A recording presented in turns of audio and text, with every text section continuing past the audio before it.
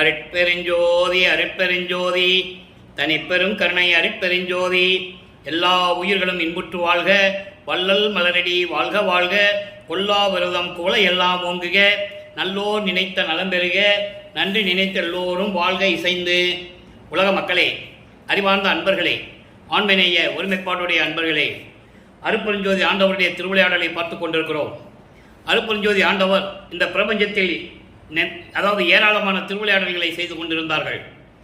கிரேத யுகம், திரேத யுகம், துவார யுகம், கலியுகம். கலியுகத்தினுடைய கடைசி திருவிளையாடல் 1823 ஆண்டு தொடங்கி 30/1/1874 இரவு 12 மணி வரையிலும் 51 ஆண்டுகள் திருவிளையாடல் நடக்கிறது. இந்த திருவிளையாடல் எப்படி என்றால், இந்த சமயங்களும் மதங்களும் மார்க்கங்களும் இந்த 4 யுகங்களிலுமே இருந்து கொண்டிருந்தன. யுகங்களுக்கும் ஆயுள் காலம் உண்டு, ஒவ்வொரு யுகத்துக்கும் ஆயுள் காலம் உண்டு. அதே போல சமயங்களும் மதங்களும் மார்க்கங்களுக்கும் ஆயுள் காலம் உண்டு. இதெல்லாம் முடிவடைந்த நிலையில் உலக மக்களுக்கு ஒரு ஆன்மீக வழி வேண்டும் என்பதற்காக சுத்த சன்மார்க்கத்தை நிறுவி அதை தன் மகன் கையில் ஒப்படைப்பதற்காக தன்னுடைய செல்வ பிள்ளையை ஒரு தாயின் வழியாக இந்த பூலோகத்திற்கு வருவிக்க செய்தார் அருட்பெருஞ்சோதி ஆண்டவர். அந்த நிலையிலிருந்து அருட்பெருஞ்சோதி ஆண்டவருடைய திருவிளையாடலை பார்த்து கொண்டிருக்கிறோம். தனது மகனை, தனது செல்வ பிள்ளையை இந்த மண்ணுலைக்கு வருவிக்க செய்து 8 ஆண்டுகள் வரையிலும் எந்த விதமான அருளையும் கொடுக்கவில்லை. அப்போ நமது பிள்ளை பெருமானவர்கள், வள்ளற்பெருமானவர்கள் 9வது ஆண்டில் இருக்கும்போது, வருவிக்க உற்று 9வது ஆண்டிலே அருட்பெருஞ்சாண்டவர் அவர் முன் தோன்றி, மகனே, நீ என்னால் வருவிக்க உற்றவன் என்ற நிலையை மட்டும் அறிவித்துவிட்டு முன்பருவம் பின்பருவம் காட்டி உனக்கு அருளுவேன் என்று சொல்லி மறைந்து விடுகிறார். ஆக நமது பிள்ளை பெருமானவர்கள் இறைவனால் வருவிக்க உற்றவன் என்ற நிலை மட்டும் தெரிகிறது, மற்ற எந்த நிலையும் அவருக்கு தெரியாது. மறைப்பு நிலையில் இருந்து கொண்டிருக்கிறார்கள். இந்த நிலையிலிருந்து நாம் பார்த்து கொண்டிருக்கிறோம். ஒவ்வொரு திருமுறையிலிருந்தும், ஒவ்வொரு பதிகத்திலிருந்தும், ஒவ்வொரு பாடலிலிருந்தும் தன்னுடைய நிலையை எப்படியெல்லாம் இறைவனிடம் முறையீடு செய்கிறார் என்பதையும், இறைவன் எந்த நேரத்தில் எப்படி வந்து அவர் முன் தோன்றி அருளை கொடுத்தார் என்பதையும் ஒவ்வொரு பாடலின் மூலமாக நாம் பார்த்து கொண்டிருக்கிறோம். அந்த வகையிலே நாம் இன்று பார்க்க வேண்டிய பாடல் 77வது பாடல், திருவருள் முறையீடு. திருவருள் முறையீடிலிருந்து தான் எல்லா திருவிளையாடலும் தொடங்குது. அப்போ வல்லப்பமானவர்கள் வருவிக்க உற்று 9வது ஆண்டிலிருந்து 12 ஆண்டுகளுக்குள் இருந்து கொண்டிருக்கிறார்கள். 2வது 8ல் இருந்து கொண்டிருக்கிறார். முதல் 8ல் வருவிக்க உற்ற ஆண்டிலிருந்து 8 ஆண்டுகள் வரைக்கும் எந்த விதமான அருளையும் பெற முடியவில்லை, இறைவன் வந்து கொடுக்கவில்லை. அப்போ அவர் மனநிலை எப்படி இருந்தது? இறைவனால் வருவிக்க உற்றவன் என்று தெரிந்த பிறகும் கூட 9வது ஆண்டிலிருந்து அவருடைய மனநிலை எப்படி இருந்தது? அதை தான் நம்ம பார்க்க போகிறோம். ஒவ்வொரு பதிகத்தின் மூலமாக ஒவ்வொரு 8 ஆண்டுகளிலும் 8 ஆண்டுகள் இடைவெளி விட்டு எப்படி இறைவன் தன் மகனை ஆட்கொண்டு அருளை கொடுத்தார் என்பதை தான் திருவிற்பாவிலிருந்தே நாம் பார்த்து கொண்டிருக்கிறோம். நல்லா கவனிங்க. பாடல் 77வது பாடல், திருவருள் முறையீடு. உடையாய் என் விண்ணப்பம் ஒன்று உண்டு, உடையாய் என் விண்ணப்பம் ஒன்று உண்டு, கேட்டு அருள். உன் அடிசீர் தடையாது நின்றி புகழ்வது அல்லால் இச்சகத்திடை நான் நடையில் சிறுமை கொண்டு, அந்தோ பிறரை நவின்றவர்பால், பிறரை நவின்றவர்பால் அடையாமையும் நெஞ்சு உடையாமையும் தந்து அருள்கவே. இது பாடல். பாடல் உங்களுக்கு புரியாது. விளக்கம், இறைவன் கொடுத்த விளக்கம் மிகவும் எளிமையானது. விளக்கத்தை பாருங்க. இந்த பாட்டுடைய விளக்கம், அதாவது அன்பர்களே நல்லா கவனிச்சிக்கணும், தினமும் நீங்கள் பார்க்கணும். ஏன்னா அப்போ தான் அது தொடர்ச்சி உங்களுக்கு புரியும். இப்போ இந்த பாட்டுடைய விளக்கம் பாருங்க. இறைவனால் வருவிக்க உற்றவன் என்ற நிலை தெரிந்த பிறகு இறைவனிடம் எப்படி முறையீடு செய்கிறார்? எல்லாம் உடையவனே. இப்போ ஒரு சின்ன விளக்கம் தரவே கடமைப்பட்டிருக்கிறேன். சமயங்களும் மதங்களும் மார்க்கங்களும் எல்லாமே சேர்ந்து அதனுடைய தலைவர்கள் எல்லாம் இறைவனை எப்படி உருவகப்படுத்தினார்கள் என்பதை ஒவ்வொரு பாடலின் மூலமாக நாம் பார்த்து கொண்டிருக்கிறோம். ஏன்னா இதெல்லாம் 4 யுகங்களில் இதான் நடந்துகிட்டு இருக்கு, இன்னும் நடந்துகிட்டு இருக்கு. மக்கள் புரிந்தபாடு இல்லை. அந்த நிலையை மாற்றுவதற்காக வல்லற்பமானவர்கள் வருவிக்க விட்டார்கள். அருட்பெருஞ்சாண்டவர் தன் மகனை சமயங்களிலும் மதங்களிலும் மார்க்கங்களிலும் கொண்ட நெறிகளில் இருக்க வைக்கிறார். இருந்து கொண்டு அதனுடைய அனுபவங்களை பெற்றுக்கொண்டு பக்குவப்படுத்தி, தன் மகனை பக்குவப்படுத்தி தான் சுத்த சன்மார்க்கத்தை தர. அப்போ அதில் இருந்தால் தான் அதனுடைய பலன்கள் என்னென்ன அப்படின்றது உலக மக்களுக்கு சொல்ல முடியும். நல்லா புரிஞ்சுக்கணும். இன்னைக்கு இதுதான் கான்செப்ட். இப்போ இந்த பாடலுடைய விளக்கம் பாருங்க. எல்லாம் உடையவனே, எல்லா அருளையும் கொண்ட இறைவனே, என்னுடைய விண்ணப்பம் ஒன்று இருக்கிறது, அதை கேட்டுவிட்டு அருள வேண்டும்.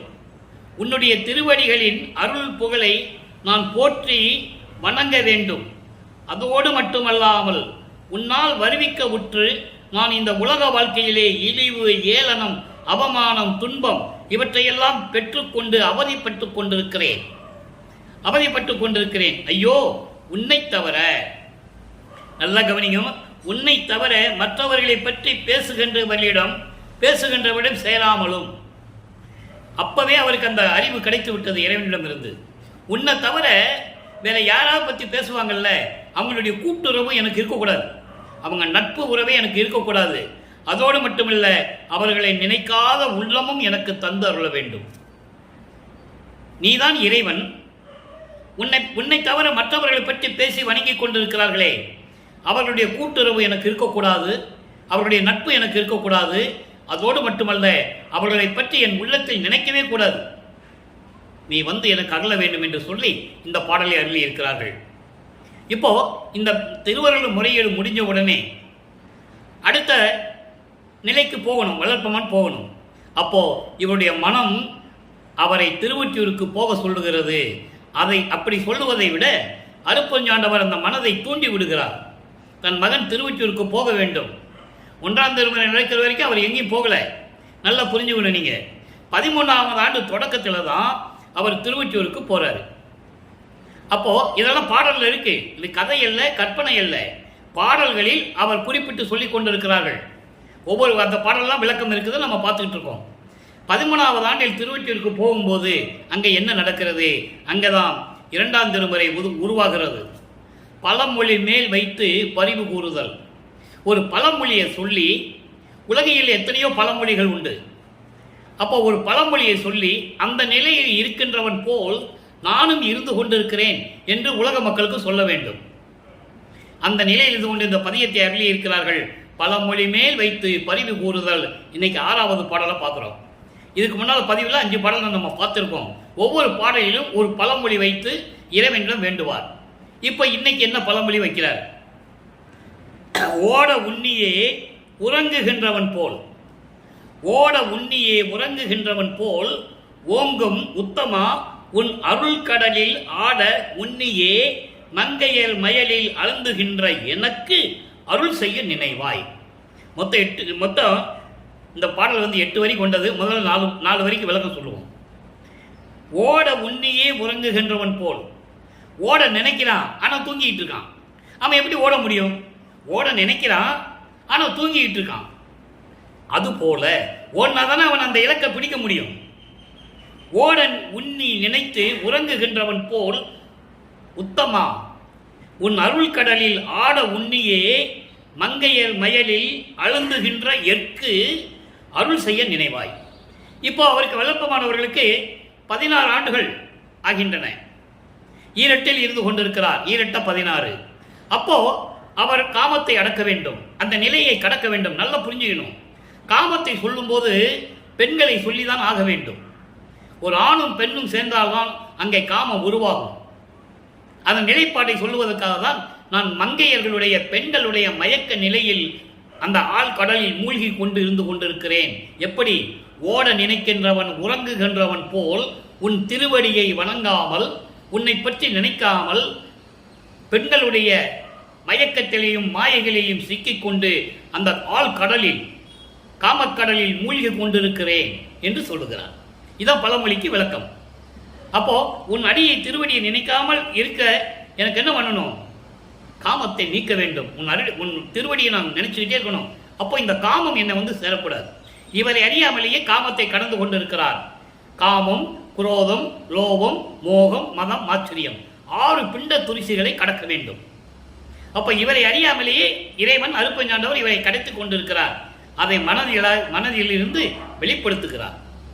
அப்படி இருக்கின்ற நான் நாட உண்ணியே மால் அயன் ஏங்க நாயினேன் உள்ளம் நன்னிய பொருளே. இங்கே நாயினேன் நன்னிய பொருளேன்னு சொல்றாரு. அதாவது உள்ளத்தில் வந்த இறைவன் சொல்றாரு. ஏன்னா வருவிக்க விட்டவன் சொல்லிட்டாருல, வருவிக்க விட்டவன் சொல்லிட்டாரு.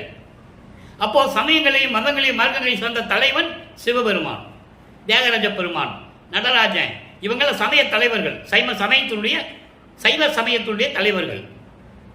அப்போ அந்த உள்ளத்தில் இருக்கின்ற இறைவன் சொல்றாரு, திருமாலும் நாட உன்னியை மாலையன் ஏங்க. இதுக்கு ஏகப்பட்ட விளக்கங்கள் இருக்கிறது. நான் தினமும் சொல்லிக் கொண்டுதான் இருக்கிறேன். ஒவ்வொரு பதியத்திலையும் திருமாலும் பிரம்மனும் ஏங்கிக் கொண்டிருக்கிறார்கள். இறைவனுடைய திருவடியை பார்க்க முடியவில்லை, முடியை பார்க்க முடியவில்லை. பிரம்மன் முடியை பார்க்க அன்னப்பறவையாக சென்று கொண்டிருக்கிறான், முடியை பார்க்க முடியவில்லை. திருமால் பன்றி உருவம் எடுத்து மண்ணை பெயர்த்து கொண்டு பாதாள உலகத்துக்கு செல்லுகிறான், அங்கே இத்திருவடியும் பார்க்க முடியவில்லை. இவர்களெல்லாம் ஏங்கிக் கொண்டிருக்க இறைவனை பார்க்க முடியவில்லை, இறைவனுடைய அருளை பெற முடியவில்லை என்று ஏங்கிக் கொண்டிருக்க இந்த நாயினேன் உள்ளத்தில் போன்ற என்னுடைய இந்த உள்ளத்தில் பொருந்திய இறைவனே என்று சொல்லுகிறார். ஏன்னா இறைவனான் வருவிக்க விட்டோம் தெரிஞ்சு போச்சு, எல்லாரையுமே மேன்மையாக இருக்கின்றவன் அவருக்கு தெரிஞ்சு போச்சு. ஆனால் மற்ற நிலைகள் அவரால் உணர்ந்து கொள்ள முடியவில்லை. மற்ற நிலைகள் எல்லாம் மறைப்பு நிலையில் இருந்து கொண்டிருக்கிறது. அப்போ அவருக்கு சுத்த சன்மார்க்கத்தை பற்றி தெரியாது, அறுப்பஞ்சு வேண்டிய அவர் யாருன்னு அவருக்கு தெரியாதப்போ. நல்லா புரிஞ்சுக்கணும். நீங்கள் சமயங்களிலும் மதங்களிலும் மார்க்கங்களில் இருந்துக்கிட்டு திருநூறு பூசிக்கிட்டு உத்தராட்ச மாலையை போட்டுக்கிட்டு கடுக்கான் போட்டுக்கிட்டு உடம்பெல்லாம் திருநூறு பூசிட்டு தான் இருக்கிறாரு. இதை யாராலையும் மறுக்க முடியாது. ஆனால் பின்னால் மாறுவதை உலக மக்களிடம் யாரும் சொல்லவில்லை. அதான் விஷயம். இப்போ அந்த மாதிரி என் உள்ளத்தில் வந்த பொருளே, பிரம்மனும் திருமாலும் பார்க்க முடியாத இறைவனே, என் உள்ளத்தில் குடிகொண்டிருக்கின்ற இறைவனே, தேட உன்னியே மா தவ முனிவர் திகழும் ஒற்றியூர் தியாக பெருமானே. அதாவது உன்னை தேடுவதற்காக முனிவர்கள் எல்லாம் தவம் செய்து கொண்டிருக்கிறார்கள். அப்படிப்பட்ட இறைவன் திருவொற்றியூரிலே விளங்கிக் கொண்டிருக்கின்ற தியாக நாயகனே, தியாகராஜ பெருமானே என்று சொல்லுகிறார். அதாவது ஒப்பற்ற தவம் இருக்கின்ற முனிவர்களோட பார்க்க முடியலன்னு சொல்றாரு. இதெல்லாம் மகாதேவ மாலையில் சொல்லுவாரு. அற்புதமான விளக்கங்கள்லாம் இருக்கு. 1ஆம் திருமுறையிலே 5வது பதிகம் மகாதேவ மாலை. மகாதேவ மாலையில் 9வது பாடலில் சொல்லுவாரு, அளவு இறந்த நெடுங்காலம் சித்தர் யோகர் அறிஞர் மலர் அயன் மற்றும் அனந்த வேதம் களவிருந்தும் கருணாதி இறந்தும் செய்யும் கடும் தவத்தாலும் காண்பரிதாம் கடவுளாகி. புரியுது உங்களுக்கு? பிரம்மனை, திருமாலு, ருத்திரன், மகேஸ்வரன், சதாசிவம் போன்ற பதத்தலைவர்கள், வானவர்கள், சித்தர்கள், யோகிகள், முனிவர்கள் எல்லாருமே தவம் இருக்கிறாங்க. எப்படி? அப்படியே உட்கார்ந்து கொண்டு நீண்ட நாட்களாக களவு இறந்தும், அதாவது எல்லாவற்றையும் நீக்கியும் அந்த கரணங்களை நீக்கியும் செய்யும் கடும் தவத்தாலும் காண்பரிதாம் கடவுளாகி. அதான் இங்க சொல்றாரே, தேட உன்னியே மா தவ முனிவர் திகழும் ஒற்றியூர் தியாகமாமணியே, தியாக நாயகனே. இன்னொரு பாடலையும் சொல்லுவாரு, அற்புதமாக இருக்கு அந்த பாடல்கள்லாம். கற்பங்கள் பல கோடி செல்ல தீய கணலிடு ஊசி மேல் காலை ஊன்றி நிற்பவருக்கு ஒழித்து, கீழே வேள்வியை நெருப்பை போட்டு மேலே ஊசி பலகையை போட்டு அந்த ஊசியில ஒத்த காலில் நிற்கிறான் இறைவனை பார்க்கறதுக்கு, பார்க்க முடியல. நீ யோக முனிவருக்கு ஒழித்து அமரருக்கு ஒழித்து நிறைய சொல்லுவார். அப்படிப்பட்ட இறைவன், யாரும் பார்க்க முடியாத இறைவன், என் உள்ளத்தில் குடிகொண்டிருக்கின்ற இறைவன் தியாகராஜ பெருமான் என்று சொல்லி இந்த பாடலை நமக்கு அள்ளியிருக்கிறார்கள். அன்பர்கள், இப்போ பாருங்க, நிலை மாறுகிறது. நமது பிள்ளை பெருமான் அவர்களுக்கு 16 ஆண்டுகள் நிறைவடைந்து விட்டது. அதாவது வருவிக்க விட்டு 16 ஆண்டுகள் நிறைவடைந்து விட்டது. பிள்ளை பெருமானுக்கு வயது இல்லை. அவர் ஒவ்வொரு யுகத்திலேயும் இருந்தவர். இறைவனுடைய செல்வ பிள்ளை அவர் என்பதை நீங்கள் மனதில் நினைத்துக் கொள்ள வேண்டும். இப்போ 3ஆம் திருமுறை உருவாகிறது. இப்போ இந்த திருமுறை பாடல்கள்லாம் எப்படி உருவாச்சுன்றீங்க? எதுக்காக உருவாச்சு? அதனுடைய கான்செப்ட் என்ன, நோக்கம் என்ன, ஏன் வளர்ப்பமானவர்கள் இந்த திருவருட்பாவை நமக்கு அருளினார்கள் என்பதை நீங்கள் புரிந்து கொள்ள வேண்டும். தன்னுடைய நிலையை, ஏனென்றால் உலக மக்களுக்கு என்ன தெரியும்? உலகியலிலே வந்தவர் என்றுதான் தெரியும். அதை மாற்ற வேண்டும். தான் இறைவனுடைய பிள்ளை என்று உலக மக்களுக்கு சொல்ல வேண்டும். படிப்படியாக எப்படி மதங்களையும் சமயங்களையும் மார்க்கங்களையும் கடந்து, தத்துவங்களை கடந்து, அந்தங்களை கடந்து, சரிய கிரிய யோகம் என்ற 12 நிலைகளை கடந்து 13வது நிலையாகிய திரியோதச நிலையாகிய மரணமில்லா பெருவாழ்வாகிய ஞானசரியை, எப்படி ஞானசரியை, ஞானக்கிரியை, ஞானத்தில் யோகம், ஞானத்தில் ஞானம், இதெல்லாம் கடந்து எப்படி கடவுள் நிலையில் இந்த அம்மையமாதல் என்ற நிலையை உலக மக்களுக்கு சொல்ல வேண்டும். அதனால்தான் தான் திருவருட்பாவை நமக்கு அருளினார்கள் என்பதை நீங்கள் புரிந்து கொள்ள வேண்டும். இப்போ வல்லற்பமானவர்கள் 3வது எட்டில் இருக்கிறார். 3/24 வருவிக்க விட்டு 24 ஆண்டுகள் வரையிலும் இறைவனிடமிருந்து எந்த அருளையும் பெறவில்லை. திருவொற்றியூருக்கு போகிறது, முறையீடு வைக்கிறது, விண்ணப்பம் வைக்கிறது, இப்படியே நடந்துகிட்டு இருக்கு. இதுக்கு இடையில் அவரை பார்த்தவர்கள் எல்லாம் எப்படி ஏளனமாக பேசினார்கள், எப்படி கிண்டல் செய்தார்கள், எப்படி அவமானப்படுத்தினார்கள் என்பதை எல்லாம் பாடலிலே நமக்கு தெளிவாக அருளி இருக்கிறார்கள். காரணம், இவர் இறைவனுடைய பிள்ளை என்று வெளியே சொல்ல முடியாது, சொல்லவும் கூடாது. இறைவனுடைய கட்டளை. சத்தியம் வாங்கியிருக்காரு, நீ வேஷம் மட்டும்தான் போடணும் அப்படின்னு சத்தியம் வாங்குறாரு. அந்த பாட்டு பாடலில் இருக்கு, நம்ம அதை பார்த்துருக்கோம். இந்த பூலோகத்துக்கு வர்றதுக்கு முன்னாலே விண்ணுலகத்தில் சத்தியம் வாங்கி தான் இங்கே வராரு. எல்லாமே பூரா செட்டப் தான். இங்கே வந்து ஆக்டிங் தான் நடந்துகிட்டு இருக்கு. நீ வேஷம் மட்டும்தான் போடணும், நீ யாருன்னு வெளியே தெரியவே கூடாதுன்னு சொல்லி தான் அவர் இங்கே வருவிக்கு விட்டுறவர். இப்போ 3வது திருமுறை வரும்போது என்ன நடக்குது என்றதை நம்ம பார்க்க போகிறோம். இப்போ வல்லப்பெருமானவர்கள் 24 ஆண்டுகளுக்குள் இருக்கும்போது என்னென்ன நடந்தது என்பதை 3ஆம் திருமுறையிலே 8வது பதிகம் திருவுலா திறம் என்ற பதிகத்திலிருந்து 6வது பாடலை பார்க்க போகிறோம். இதுவரை 5 பாடல்களை பார்த்திருக்கிறோம். இன்று 6வது பாடல். சிற்றம்பலத்தார் ஒற்றி நகர்த்திகளும் செல்வ தியாகரவர் உற்று அங்கு உவந்தோர் வினைகளை எல்லாம் ஓட நாடி வரும் பவனி சுற்றும் கண்கள் களி கூற தொழுது. கூற தொழுது என்பது இப்படி கை கூப்பி தொழுவது, கூரை மாதிரி இருக்குல்ல கை, அதான் கூற தொழுவது. கையை மேலே தூக்கி கும்பிடுவது, வணங்குவது. கூற தொழுது கண்ட பின் அல்லது முற்றும் கனிவாய் பெண்ணே நான் முடிக்கு ஓர் மலரும் முடியேனே. இது பாடல். இந்த பாடலுடைய மைய கருத்து பாருங்க. அதாவது இறைவன் தியாகராஜ பெருமானுடைய பவனியை பார்க்கணும். இதுவரைக்கும் எந்த விதமான நிலையும் கிடைக்கல அவருக்கு. இப்போ அவருடைய பவனியை பார்க்கறதுக்காக திருவொற்றியூருக்கு போறாரு. பவனி என்பது திருவுலா வீதி. அப்படி தேரில் தியாகராஜ பெருமானை வச்சுட்டு வீதி உலா வருவாங்க. உலக மக்கள், உலகில் இருக்கின்றவர்கள் வணங்குவார்கள். ஆனால் இவர் நிலை அப்படி அல்ல. பின்னால் நீ போக போக பாடலாம் ரொம்ப பிரமாதமாக இருக்கும். பவனி வரும்போது இவர் தெருவூரில் நின்றுட்டு இருப்பார். தியாகராஜ பெருமான் என்ன பண்ணுவார், ஐயோ இவன் வந்து மாட்டிக்கிட்டானே, இவங்கிட்ட மாட்டக்கூடாதே அப்படின்னு சொல்லி இறங்கி இவரை திரும்பி பார்க்காம தெருவழியா ஓடுறாரு தியாகராஜ பெருமான். ஐயோ இறைவா ஏன் ஓடுறன்னு இவர் பின்னால் ஓடுறாரு, ஓட்டத்தை பிடிக்க முடியலன்னு சொல்றாரு. நல்லா புரிஞ்சுக்கணும். அது பாடல் இருக்கு, நம்ம பார்க்க போகிறோம். இப்போ இந்த விளக்கத்தை மட்டும் மனசில் வச்சுக்கோங்க. இறைவனை எப்படியாவது பார்க்கணும்னு சொல்லி அடம் பிடிச்சி அங்கே போய் நிற்கிறார் பவனி வரும்போது. அப்போ என்ன நடந்தது? ஒரு தோழியிடம் சொல்லுவது போல ஒரு பெண் தன்னுடைய காதலை, தன்னுடைய மனநிலையை ஒரு பெண்ணிடம் சொல்லுவது போல இந்த பாடலை நமக்கு அருளி இருக்கிறார்கள். அதனால் உலக மக்களுக்கு என்ன கருத்து என்பதை நம்ம பார்க்க போகிறோம். இப்போ அந்த பாடலை படிச்சிட்டோம். அதனுடைய விளக்கம் பாருங்க. திருச்சிற்றம்பலத்தின் சொந்தக்காரர் அவர். திருவொற்றியூரில் இருக்கின்ற செல்வ தியாகராஜர் அவர். அவர் எப்படி அவரை காண வந்தவர்களின் வினைகளை எல்லாம் நீக்குவதற்காக திருவிழா வீதி வருகிறார், பவனி வருகிறார். தெருவில் வச்சு, அதாவது தேரில் வச்சு தெருவில் கூப்பிட்டு வராங்க, தேரை இழுத்துட்டு வராங்க, பவனி வருகிறார். அப்போ அந்த மக்கள் எல்லாம் வணங்குகிறார்கள். அவர்கள் கேட்டபடி வினைகளை தீர்ப்பார் என்று சொல்லுகிறார். வினைகளை தீர்க்கக்கூடிய இறைவன் தியாகராஜ பெருமான் திருவிழா வீதி வருகிறார். அவருடைய பவனியை கண்குளிர மகிழ்ந்து கைகளை குவித்து வணங்கி பார்க்காமல் நான் வரமாட்டேன். ஏன் இதை சொல்றான்னா அவ்வளவு உறுதியோடு இருக்கிறாரு. ஏன்னா மனம் வெறுத்துட்டாரு. 24 ஆண்டுகள் வரைக்கும் ஒரு நிலையும் அவருக்கு கிடைக்கல. ஆனால் இறைவனுடைய பிள்ளைன்னு தெரிஞ்சு போச்சு, இறைவனால் வருவிக்க விட்டவன் தெரிஞ்சு போச்சு. அதனால் அவர் மனம் எப்படி இருக்குன்றதை நீங்கள் கொஞ்சம் சிந்திச்சு பார்க்கணும். அப்போ அந்த நிலையில் இருக்கும்போது பவனி வருவது போது நான் கண் குளிர பார்க்காம வரமாட்டேன், அது வரைக்கும் என்னுடைய கூந்தலில் ஒரு மலரை கூட, ஒரு பூ கூட நான் வைக்க மாட்டேன், சபதம் போடுறது. நல்லா புரிஞ்சுக்கணும் நீங்கள். அப்போ இதனால் உலக மக்களுக்கு என்ன சொல்கிறாரு? உலக மக்களே, நான் இறைவனால் வருவிக்க உற்று 24 ஆண்டுகள் வரையிலும் நான் இறைவனிடமிருந்து எந்த அருளையும் பெற முடியவில்லை. என் மனம் ஒரு நிலையில் இல்லை, மனம் துன்பப்படுகிறது. என்னை பார்த்து எல்லாமே ஏளனமாகவும் பேசுகிறார்கள், அவமானப்படுத்துகிறார்கள். இந்த நிலையில் இருக்கும்போது திருவொற்றியூருக்கு சென்று அவருடைய பவனியை பார்த்து அவரை வணங்காமல் வரமாட்டேன் என்று சொல்லி நான் உறுதியாக இருந்து கொண்டிருந்தேன் அந்த காலகட்டத்தில். இதான் விளக்கம். உலக மக்களுக்கு சொல்ற விளக்கம் இதான். அதை ஒரு தோழியிடம் சொல்வது போல சொல்லுகிறார். அவ்வளவுதான். இப்போ உங்களுக்கு புரிஞ்சிருக்கும்னு நான் நினைக்கிறேன், நான் கருதுகிறேன். உங்களுக்கு நல்லா புரிஞ்சிருக்கும். அப்போ உலக மக்கள் சொல்றாரு, 24 ஆண்டுகள் வரைக்கும் நான் எந்த விதமான அருளை இறைவனிடமிருந்து பெறவில்லை, இறைவனால் வருவிக்க உற்றவன் என்ற நிலை தெரிந்தும் கூட நான் இந்த நிலையில் நீடித்துக் கொண்டிருக்கிறேன் என்று சொல்லுகிறார்.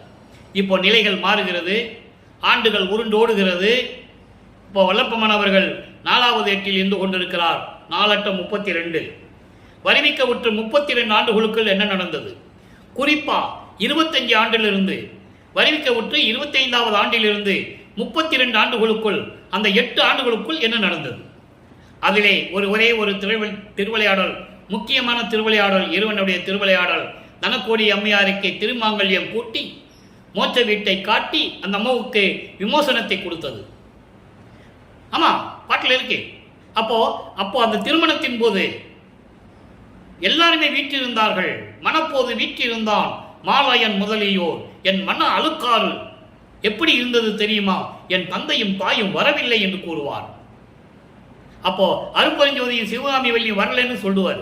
நல்லா புரிஞ்சுக்கங்க. பொதுவா என் தந்தையும் தாயும் வரவில்லை என்று சொல்லுவார். அதுக்கு விடை 6ஆம் திருமுறையில கிடைக்கும். அதை நம்ம பார்ப்போம். 2 குதிரை மாட்டின தேர்ல மணமக்களை வாழ்த்தியது அந்த ஒரு பாடல்ல இருக்கு. ஆக இப்போ 4வது எட்டில் இருக்கும்போது வல்லற்பெருமானுக்கு, அதாவது வருவிக்க உற்று 27வது ஆண்டு தனக்கோடி அம்மையாரை தாலி கட்டும் போது, அம்மையாருக்கு தாலி கட்டும் போது அவர் வருவிக்க உற்று 27 ஆண்டுகள் ஆகிறது. அப்போ அந்த திருமணத்தின் போது எல்லா தேவர்களும் வாழ்த்தி வணங்குகிறார்கள். அந்த நிலை முடிந்த பிறகு அருட்பிரகாச மாலை உருவாகிறது. எப்படி? இனிமேல் நல்ல கவனிங்க. இனிமேல் இதுவரைக்கும் இறைவன் எனக்கு அருளவில்லை. தனக்கோடிக்கு மனம் முடிக்கும் போது, தாலி கட்டும் போது அவர் வரவில்லை. ஏன்னா தாலி கட்டிய சொன்னது அவன்தான், என் தந்தை தான். என்னை வாழ்த்தவில்லை. இனிமே நான் வெளியே செல்ல போவதில்லை என்று சொல்லி அறையிலே இருந்து கொண்டு கதவை பூட்டிக்கிறார். பூட்டி உள்ள தாழ்பால் போட்டுறார். மனசு மாதிரி நம்ம திறந்தாலும் திறந்துடுவோன்னு சொல்லி அந்த கதவை பூட்டிட்டு உள்ள தாழ்பால் போட்டுறாரு. அப்ப என்ன நடந்தது? இன்னைக்கு 2வது பாடல் அருட்பிரகாச மாலை. இறைவன் எப்படி தெருவழியாக நடந்து மகனை சமாதானப்படுத்தி அவருடைய அருளால் எப்படி கதவு திறக்கிறது. இறைவன் அப்படின்னா கதவு திறந்துடும். நீங்க எத்தனையோ சினிமாவில் கூட பார்த்துருக்கலாம். புரியுதா உங்களுக்கு? அப்போ அந்த கதவை திறந்து தெருவிலே நடந்து தன் மகனுக்கு என்ன கொடுக்கிறார், என்ன அருளை கொடுத்தார் என்பதையும், அதன் பிறகு சுத்த சன்மார்க்கத்தை பெற்ற பிறகு என்ன அருள் கொடுத்தார் என்ற விளக்கத்தையும் நாம் பார்க்க போறோம். ரொம்ப நல்லா கவனிங்க. இன்னைக்கு அற்புதமான பதிவு. ஒளி வண்ணம் வெளி வண்ணம் என்று, ஒளினா லைட்டு, வெளி வண்ணம் என்பது பரவெளி, பரம்பரவெளி, பராபரவெளி, பெருவெளி, பெருசுகவெளி, இப்படி நிறைய வெளிகள் இருக்கு. ஆக ஒளி வண்ணமும் வெளி வண்ணமும் என்று அனந்த வேத உச்சியெல்லாம் மெச்சுகின்ற உச்சமலர் அடிகள். எப்படிப்பட்ட இறைவனுடைய திருவடி? பிரபஞ்சம் முழுவதும் ஒளி வீசிக்கொண்டு, பரிபூரணமாக ஒளி வீசிக்கொண்டு, எல்லா வெளிகளையும் கடந்து கொண்டிருக்கின்ற இறைவன் என்று சொல்லி வேதங்கள் மெச்சுகின்றன, போற்றுகின்றன, வணங்குகின்றன. அவருடைய திருவடிகளை போற்றி வணங்குகின்றன. அப்படிப்பட்ட திருவடிகள் அலிவண்ணம் வருந்தியிட நடந்து அருளி அடியேன் அடைந்த விடத்து அடைந்து அண்டர்லைன், முக்கியமான வரி அது. அடைந்து கதவம் திறக்க புரிந்து. நல்லா கவனிக்கணும். கதவம் திறக்க புரிந்து. இவர் போய் திறக்கல, இவர் விடாப்படியே நின்றுட்டாரு. அப்பனே வந்தாலும் சரி, கதவு திறக்க போறதில்லை. போதும், இது வரைக்கும் பட்ட துன்பங்கள் போதும்னு சொல்லி உறுதியாக கதவை பூட்டிட்டு உள்ள இருக்கிறாரு. அப்ப எப்படிப்பட்ட திருவடிகள் வேதம் சொல்றது? பிரபஞ்சம் முழுவதும் ஒளி வீசிக்கொண்டு வெளிகளெல்லாம் கடந்து விளங்கி கொண்டிருக்கின்ற இறைவனுடைய திருவடிகள் என்று மெச்சி போட்டிக் கொண்டிருக்கின்றன. அப்படிப்பட்ட திருவடிகள் அலிவண்ணம் வருந்தியிட கருணையோடு, அலி என்பது கருணை, கருணையோடு திருவடிகள் வருந்தியிட மண்ணிலே கால்பட்டு கால் வருந்தும்படி, கால் வலிக்கும்படி நான் இடுந்த இடத்தை அடைந்து, அதான் அடைந்த விடத்து என்று சொல்லுகிறார். நான் இருக்கும் இடத்தை அடைந்து கதவை திறக்க புரிந்து, அவருடைய அருளால் கதவை திறக்க செய்து கடிவண்ணம் என்னை அழைத்து மனம் மகிழ. மகனே, கதவை திறந்துட்டாரு, உள்ள போகல. நல்லா கவனிக்கணும். கதவை திறந்துட்டு பையனை கூப்பிடுறாரு. உள்ள மகிழ, ஆனந்தத்தோடு மகனை அழைக்கிறார். மகனே என என்னை அழைத்து, எப்படி இருக்கும் பாடல் கேட்கும்போது உடம்பு புல்லரிக்கல. மகனை அழைக்கிறார். மகனே என்று அழைத்து என் கையில் வண்ணம் அளித்த கருணை வண்ணம் தன்னை வியந்து கருதும் வண்ணம் அறியேன்.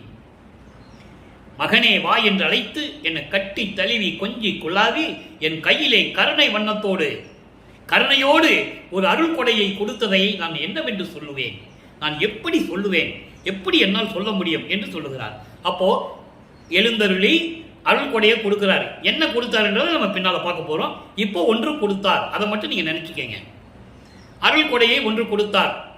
என்ன கொடுத்தார் என்றதை சுத்த சன்மார்க்கத்தை பெற்ற பிறகு அவர் சொல்றார்.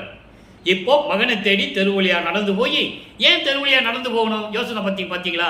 இறைவன் நினைச்ச இடத்துல இருக்கலாம்ல. ஏன் தெருவழியா நடந்து போறான்னா தன் மகனை சமாதானப்படுத்துவதற்காக. ஐயோ தந்தை, நமது தந்தை தெருவழியாக நடந்து வந்து கதவை திறக்க செய்து என்னை கட்டி அணைத்து அருள் கொடையை கொடுத்தானே என்று சொல்லி மகன் மகிழ வேண்டும். ஏனென்றால் 32 ஆண்டுகள் வரைக்கும் துன்பப்பட்டு கொண்டிருந்த மகன். அதை நீங்க புரிஞ்சுக்கணும். 32 ஆண்டுகள் வரைக்கும் ஏளனங்கள், பேச்சுகள், அவமானங்கள், மானம் போச்சின்னு சொல்லுவார், மானம் போன வழியெல்லாம் விடுத்தேன்னு சொல்லுவார். ஏன்னா அந்த நிலையில் அவர் இருந்தார். அப்போ வலிவிக்கப்பட்டதால் ஏற்பட்ட சுற்றங்கள், சொந்தங்கள், நட்பு வட்டாரங்கள் எல்லாருமே இவர் எப்படி பார்த்தன? ஏளனமாக பார்த்தன. யார் இவன் இப்படி பைத்தியகர்த்தனமாக தெரிந்து கொண்டிருக்கிறான் என்று சொல்லி ஏளனமாக பார்த்தவர்கள் தான். இறைவன் என்று அவர்களுக்கு தெரியாது. மானிட பிறவிகள் தானே, தெரியாது அவங்களுக்கு. ஆனா இவருக்கு தெரியும், வெளியே சொல்லவும் முடியாது. அதான் இங்க இதனுடைய உச்சக்கட்டம். இப்போ அப்படி அருள் கொடையை கொடுத்துட்டாரே. அருள் கொடையை கொடுத்த பிறகு தெளிவண்ணம் உடையார் அன்பு செய்யும் வன்மை பொதுவில் தெய்வ நடம்புரிகின்ற சைவ பரம்பொருளே. இங்க பாருங்க, இந்த பாடல்ல நீங்க நல்லா கவனிச்சிங்க. தியாகராஜ பெருமான் வராது, சிவபெருமான் வராது, நடராஜன் வராது, எந்த பேரும் இங்க வராது, மாசிலாமணின்னு வராது. அது 2ஆம் திருமுறையோட முடிஞ்சு போச்சு. இப்போ இறைவன் சொல்லுவார். இப்போ அவருக்கு அருட்பெருஞ்சோதி ஆண்டவர் இறைவன் என்று தெரியும், சுத்த சன்மார்க்க அப்பா கிட்ட இருக்கிறது தெரியும், அதை வாங்க போறேன்னு தெரியும். ஆனால் 4ஆம் திருமுறையிலே அதை சொல்ல மாட்டார். இப்போ 32 ஆண்டுகள் முடிஞ்சு போச்சு. இந்த நிலைகள்லாம் வந்துருச்சு. அருள் கொடையை கொடுத்துட்டாரு. தனக்கோடி அம்மையாருக்கு மோட்ச விட்ட காட்டியாச்சு. பற்று, பந்தம், பாசம் எல்லாம் திறந்தாச்சு. இப்போ சுத்த சன்மார்க்கத்தை வாங்கணும். வெள்ளாடை போட்டாச்சு, முக்காடு போட்டாச்சு, கடுக்கான கழட்டியாச்சு, எல்லா சமயங்களையும் மதங்களையும் எல்லாம் விட்டாச்சு. இப்போ சுத்த சன்மார்க்கத்தை வாங்கியாச்சு. நல்லா புரிஞ்சுக்கணும்.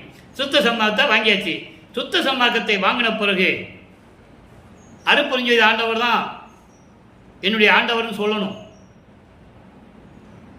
புரியுதா? ஏன்னா இதுவரைக்கும் சிவபெருமானு, தியாகராஜ பெருமானு, மாசிலாமணி இப்படியெல்லாம் சொல்லிக்கிட்டு இருப்பாரு, நடராஜன் இப்படியெல்லாம் சொல்லிக்கிட்டு இருப்பாரு. இப்போ சுத்த சன்மார்க்கத்தை பெற்ற பிறகு ஆதியும் அந்தமில்லா தோன்றிய அருட்பெருஞ்சோதி, சுயமாக தோன்றிய சுயம் ஜோதின்னு உலக மக்களுக்கு சொல்லணும். அதை சொல்றாரு. பதிகம் 32 அருட்பெருஞ்சோதி என் ஆண்டவர். பதிகம் பேரே அருட்பெருஞ்சோதி என் ஆண்டவர். 2வது பாடல். இப்போ அந்த ஒன்று கொடுத்தாருன்னு சொன்னார்ல 4ஆம் திருமுறையில் வரும்போது, என்ன கொடுத்தாரு, எதை பெற்றுக்கொண்டேன், அதனுடைய அருளுடைய திறமை என்ன, அருள் வல்லமை என்ன என்றதை இப்போ நம்ம படிப்படியாக பார்க்க போகிறோம். ஒவ்வொரு பதியத்திலிருந்தும் நல்லா கவனிங்க. அப்புறம் இந்த 202 ஆண்டுகளாகவே வல்லப்பமானவர்கள் வருவிக்க விட்டு 202 ஆண்டுகளாகவே வல்லப்பமானுடைய இறைநிலையையும் அருட்பெருஞ்சோதி ஆண்டவர் தான் இயற்கை உண்மையான விளக்க கடவுள் என்பதையும் யாரும் மக்களிடம் சொல்லவில்லை என்பதுதான் வேதனையான விஷயம். காரணம், சமயங்களிலும் மதங்களிலும் மார்க்கங்களில் ஈடுபட்டு இதை சொல்லுவதற்கு அவர்களுக்கு மனம் இல்லை. காரணம், வல்லப்பமானவர்கள் அதில் இருந்து கொண்டுதான் வந்தார் என்று சொல்லுவார்கள்.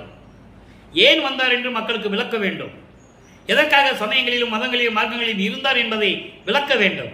ஏன்னா இறைவனுடைய திருவிளையாடலை சொல்லணும். சொல்லிதானே கூட்டு வராது. இப்போ இந்த பாடலை பாருங்க. அருட்பெருஞ்சோதி என் ஆண்டவர்னு சொல்லுவாரு.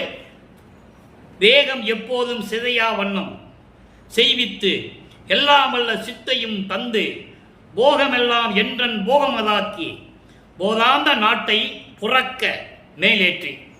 8 வரி பாடல், 4 வரி முதல்ல பார்க்க போகிறோம். நல்ல கவனி நண்பர்களே. இதெல்லாம் கிடைக்கக்கூடியாத விளக்கம், யாரும் சொல்லாத விளக்கம். இறைவன் தயவாலயம் கருணையாலயம் இந்த வள்ளலார் ஊழியன் மக்களுக்கு சொல்லிக் கொண்டிருக்கிறேன். வேகம் எப்போதும் சிதையா வண்ணம், எந்த யுகத்திலும் எக்காலத்திலும் எவ்விடத்திலும் இந்த உடம்பு அழியாத வகையில் செய்வித்து, அப்படின்னு என்ன அர்த்தம்? மரணமில்லா பெருவாழ்வை கொடுத்திருக்கிறார். மரணமில்லா பெருவாழ்வை கொடுத்து எல்லா வள சித்தியும் தந்து எல்லா அருளாற்றல்களையும் கொடுத்து எல்லா இன்பங்களையும் தன் இன்பமாக்கி, அதாவது தனக்கு பேரின்பமாக்கி போதாந்த நாட்டை புறக்க. போதாந்த நாடு என்பது மெஞ்ஞானம் என்னும் அந்த ராஜ்யத்தை, நாடு என்பது ராஜ்யம், மெஞ்ஞானம் என்னும் ராஜ்யத்தை பாதுகாக்க, மெஞ்ஞானத்தை பாதுகாக்க என்னை மேல் ஏற்றி, மேல் ஏற்றின கடவுள் நிலைக்கு ஏற்றி, கடவுள் நிலைக்கு ஏற்றி சுத்த சிவஞான வெளிக்கு கொண்டு சென்று. அப்போ வல்லப்பம்மன் எங்க இருக்கிறாரு? அங்க இருக்கிறார். இங்க என்ன சொல்லுவாங்க? அவர் எங்கேயா போயிருப்பாருப்பா, ஒரு மாசம் இங்க இருப்பாரு, 2 மாசம் எங்கேயா போயிடுவாரு, அப்புறம் இங்க வருவாரு, அப்புறம் 6 மாசம் காணாம போயிடுவாரு. இப்படி தானே சொன்னாங்க. அவர் ஏன் இங்க போனாரு, ஏன் இங்க வந்தாரு, இடையில என்ன நடந்தது, அதான் இந்த பாடம்.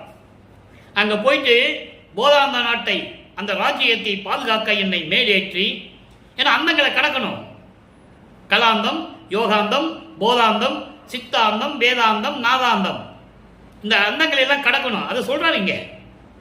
அப்போ அந்த அந்த போதாந்த நாடு என்பது மெஞ்ஞானம் என்னும் அந்த ராஜ்யத்தை, சிவராஜ்யத்தை காப்பதற்காக என்னை அங்கே அழைத்து சென்று மேலேற்றி ஏக சிவானந்த வாழ்க்கையில் என்றும் இன்புற்று வாழும் இயல்பு அளித்து என்னை பேரின்பமான அந்த சிவானந்த வாழ்க்கை, அதான் சச்சிதானந்தன் சொல்லுவார்.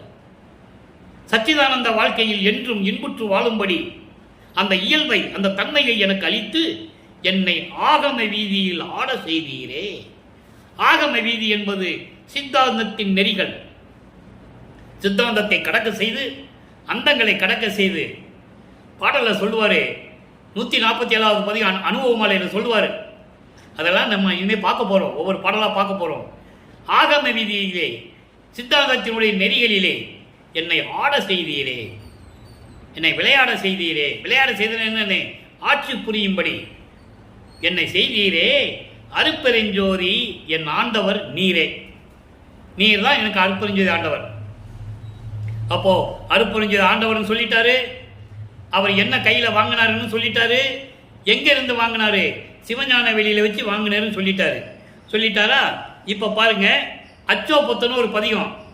அச்சோனா வியப்பா சொல்றது. வாங்கிய இறைவனிடமிருந்து தன் தந்தையிடம் வாங்கிய அருளை அதிசயமாக சொல்லுவது 10 பாடல்கள். அதான் 10ன்னு வச்சிருக்காரு. அச்சோ 10னா அந்த 10 பாடல்கள்ல ஒவ்வொரு பாடலையும் எப்படி சொல்றாருன்றதை நம்ம பார்க்கிறோம். இப்ப இன்னைக்கு 2வது பாடல், இறைவனிடமிருந்து எந்தெந்த அருளை பெற்றார். அங்க போயிட்டு எல்லா வேலையும் முடிச்சுட்டு திருப்பி இங்க வந்துட்டார், மண்ணுலகத்துக்கு வந்தார். வந்த உடனே அச்சோ 10 உருவாகிறது. உலக மக்களுக்கு சொல்லணும் இறைவனுடைய நிலையையும், இறைவனிலிருந்து என்னென்ன பெற்றார் என்பதையும் உலக மக்களுக்கு சொல்லணும். சொல்றாரு, மெய்யானை. மெய்யானைன்னா அருப்பெருஞ்சோதி ஆண்டவரை, என் துயர் தவிர்த்த விமலனை. துயர்னா என்ன? அவருக்கு எது துயரம்? துன்பம். இறைவனுடைய பிள்ளையாச்சே, ஏன் துயரம் சொன்னாரே?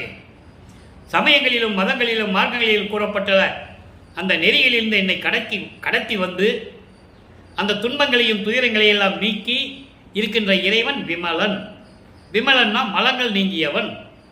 ஆணவம், கண்மம், மாயை, மாமாயை, துரோதை 5 மலங்களை நீக்கிய இறைவன் அருப்பெருஞ்சோதி, என் இதயத்தை விளங்குகின்ற துய்யன்.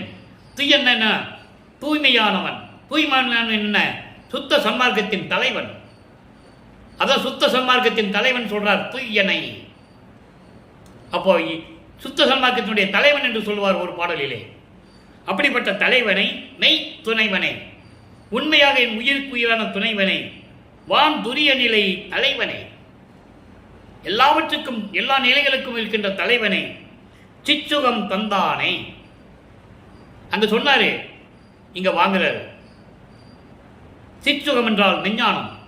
போதாந்த வீட்டை பாதுகாக்க என்னை மேலே ஏற்றினார் சொன்னார் அந்த பாடலிலே.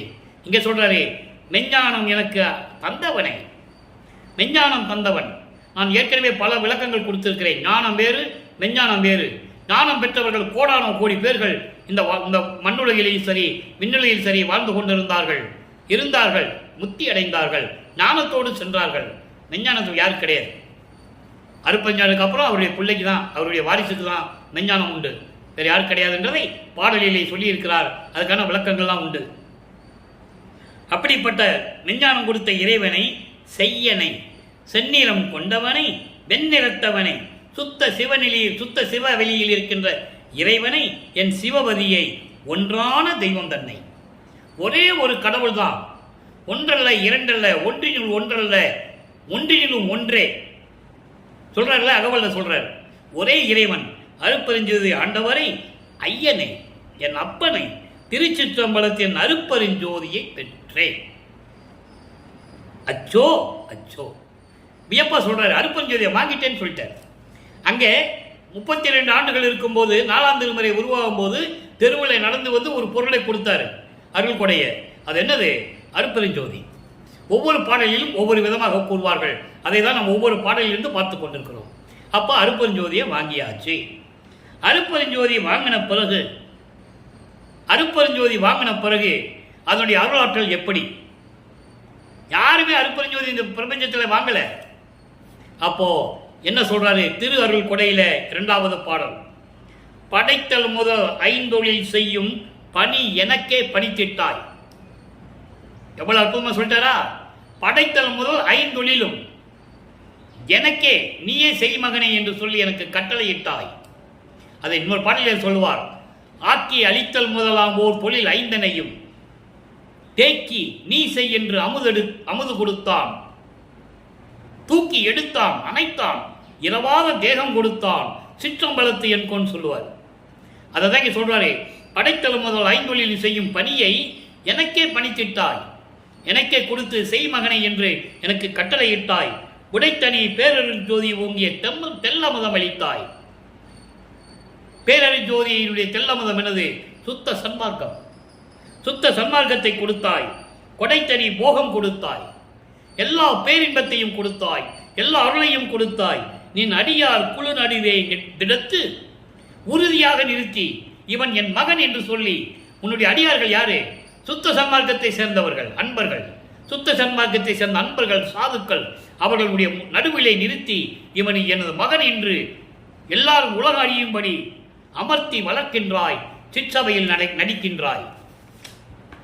ஆக அவர் அருட்பெருஞ்சோதியை பெற்ற பிறகு அதனுடைய அருளை சொல்லிவிட்டார்.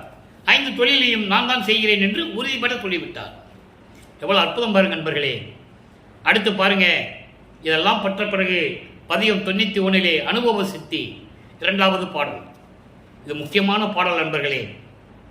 எவ்வளவு உண்மைகளை, பிரபஞ்சத்தின் உண்மைகளையும் அவர் எப்படி இந்த மண்ணிலைக்கு வருவிக்க விட்டார் என்பதையும் இறைவனுடைய மகன் என்ற உலக மக்களுக்கு பறைசாட்டுகிறார், உலக மக்களுக்கு தெரியப்படுத்துகிறார். பாடலை நல்லா கவனிங்க, விளக்கமும் எளிமையா இருக்கும். விதித்தனை என்னை நிந்தன் மகனாக சொல்லிட்டாரா? யார் சொன்னது?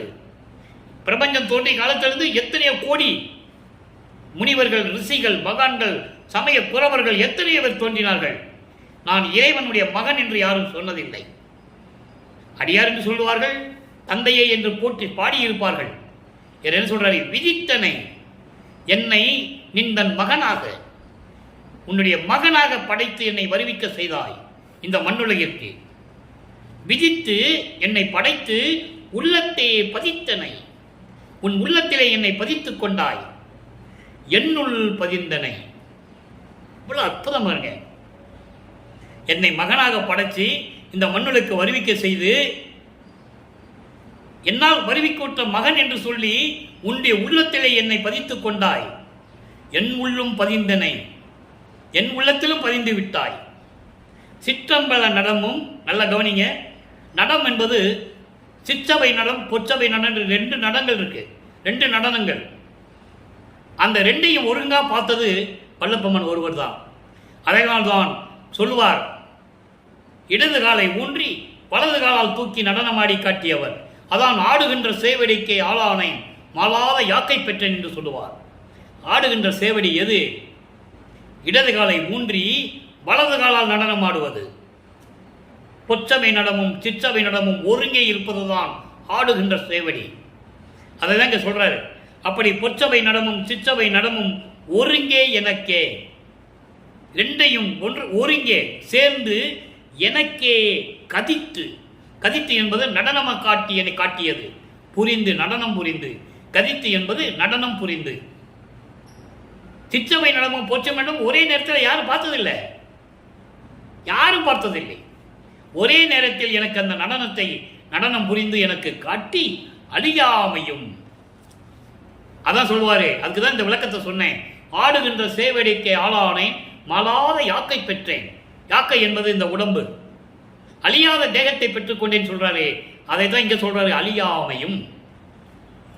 அந்த இரண்டு நடனத்தை ஒன்னா பார்த்தவங்க, சிற்றவை நடமும் பொற்றவை நடமும் ஒன்னா பார்த்தது நான் மட்டும்தான் சொல்றாரு வளர்ப்பமான்.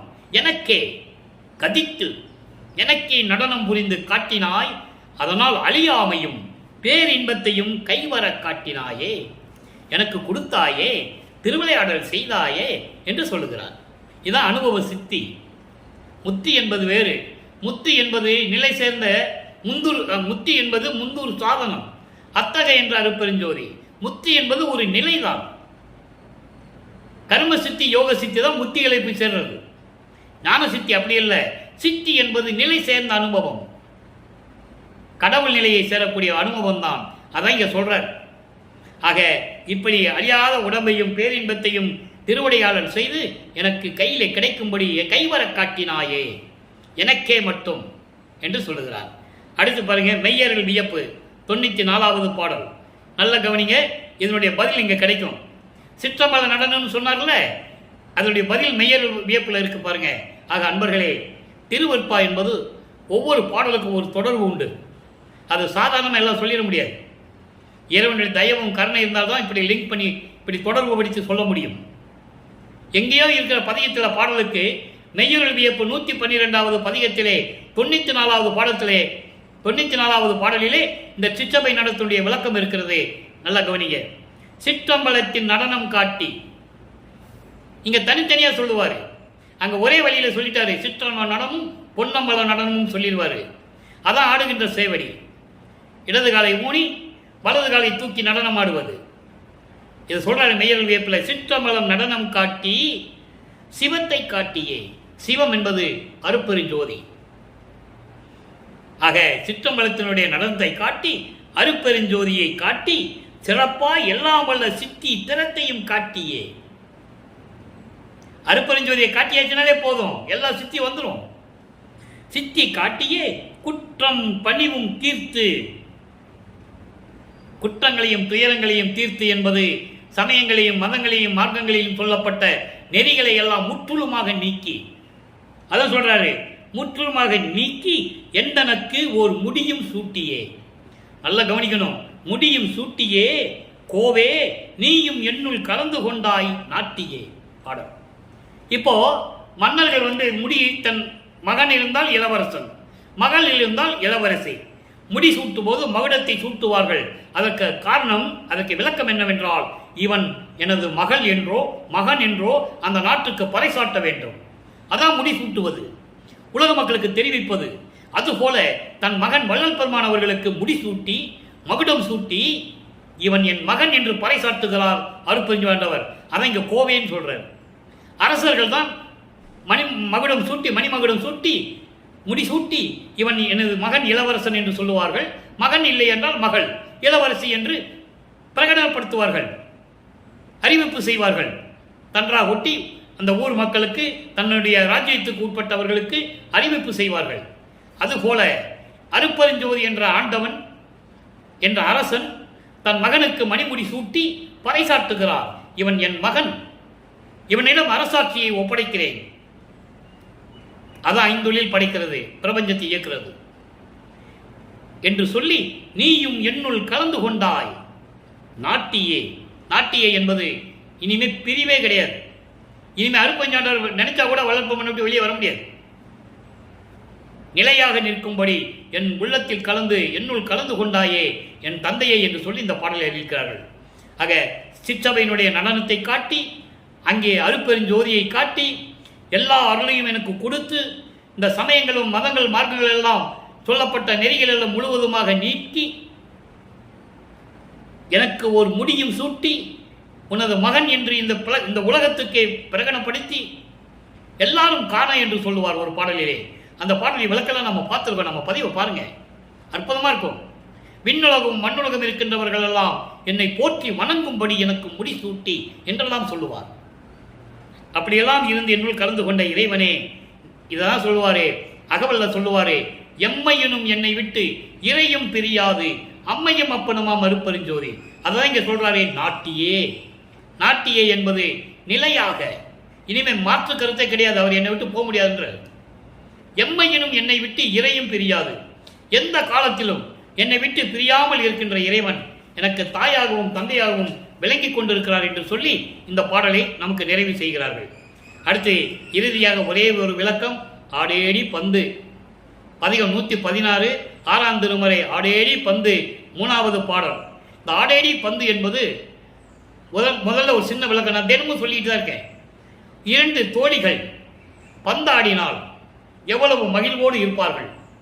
அதுபோல தான் இறைவனிடந்து சுத்த சன்மார்க்கத்தை பெற்ற பிறகு உலக மக்களை எப்படி அழைக்கிறார், சுத்த சன்மார்க்கத்துக்கு வந்தால் உலக மக்கள் எப்படி மகிழ்வோடு வாழலாம், நோயின்றி இறைவனுடைய செல்வங்களை எல்லாம் பெற்றுக்கொண்டு எப்படி வாழ்வாங்கு இந்த உலகத்திலே வாழலாம் என்பதை இந்த பாடலிலே கூறுகிறார்கள். நம்மளை எல்லாம் படைத்து காத்து கொண்டிருக்கின்ற வல்லப்பெருமானவர்கள். சுத்த சன்மார்க்கத்தை பெற்றால்தான் இது நீங்கள் பெற முடியும் என்ற நிலையை உலக மக்களுக்கு உறுதிபட வலியுறுத்துகிறார்கள் இந்த பாடலிலே என்பதை நீங்கள் புரிந்து கொள்ள வேண்டும். இன்பாலே உலகத்தார் எல்லோரும் காண இரவா பெருவரம் யான் பெற்றுக்கொண்டேன். நல்லா கவனிக்கணும்.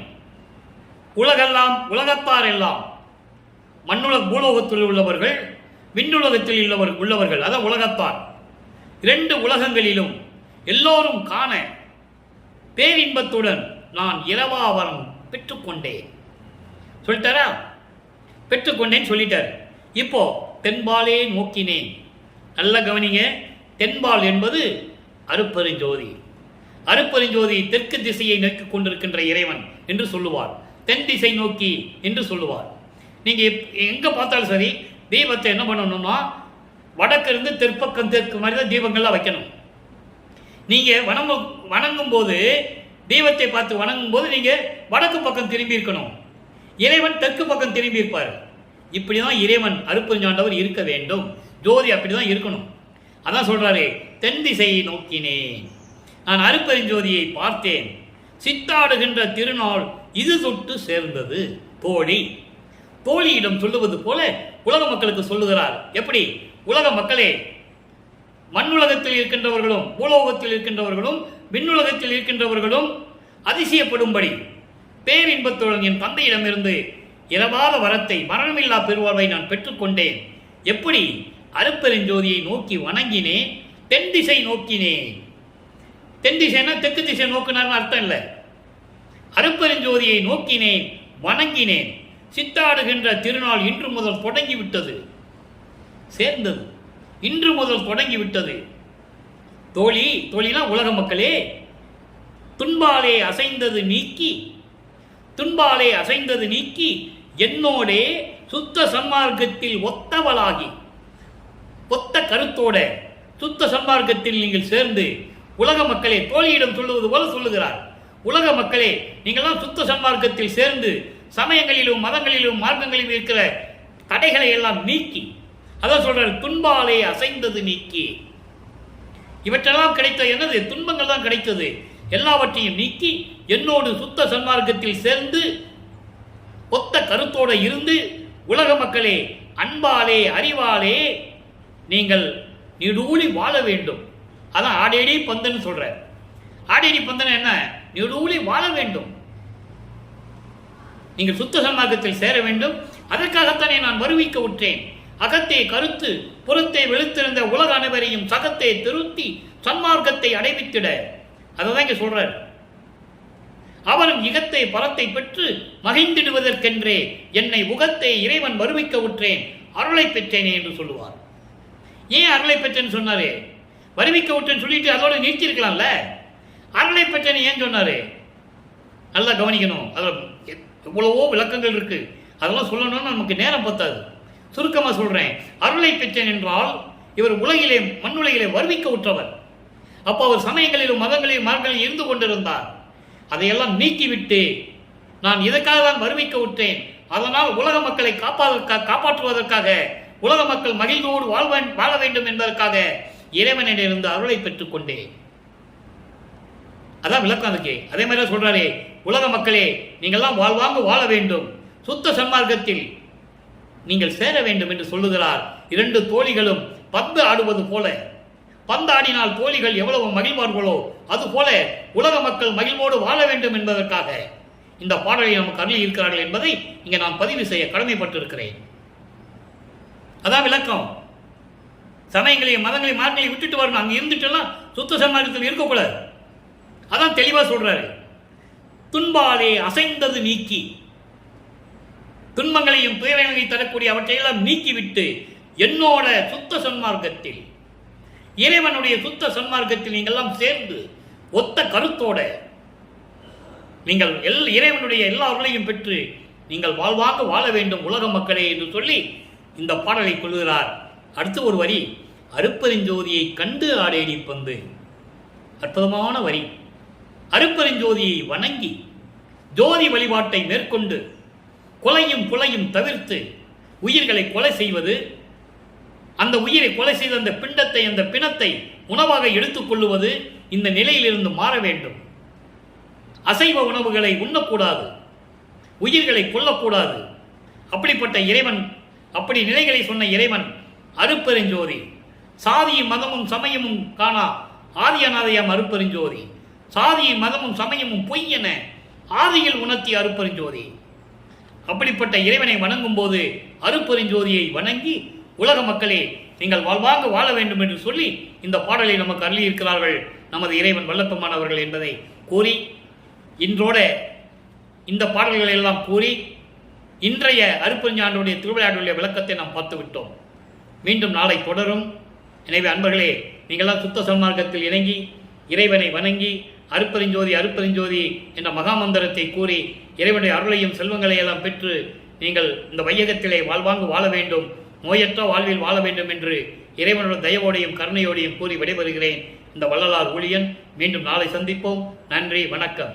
அருப்பெருஞ்சோதி அருப்பெருஞ்சோதி, தனிப்பெருங்கருணை அருப்பெருஞ்சோதி. மீண்டும் நாளை அருப்பெருஞ்சாண்டுடைய திருவிளையாடல் தொடரும்.